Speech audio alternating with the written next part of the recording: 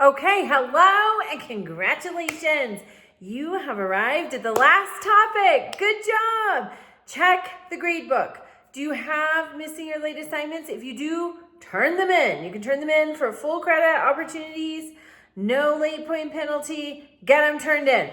So this week we're looking at post-war America. And that's kind of an interesting choice of words. So post-war America is post-World War II, because really we are almost always at war, such as right now in Iran. There's not a formal declaration of war such as we had in World War II, but since World War II, they circumvent that. So, for example, President Johnson in 1964 wanted to use military force in Vietnam.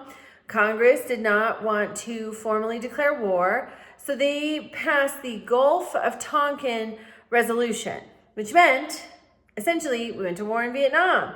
We see things like the conflict in Iran right now. You may hear about something called the War Powers Act.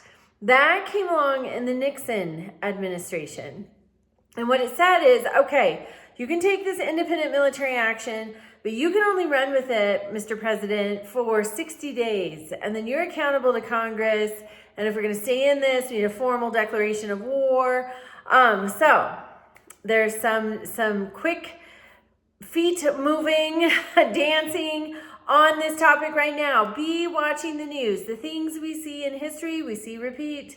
Be watching the news. All right, this week you're looking at Martin Luther King Jr. and comparing him to another civil rights leader from the list. There's a list in discussion question 1. Then discussion question 2, you're looking at globalization. Again, what are we doing in Iran? It's the world has shrunk.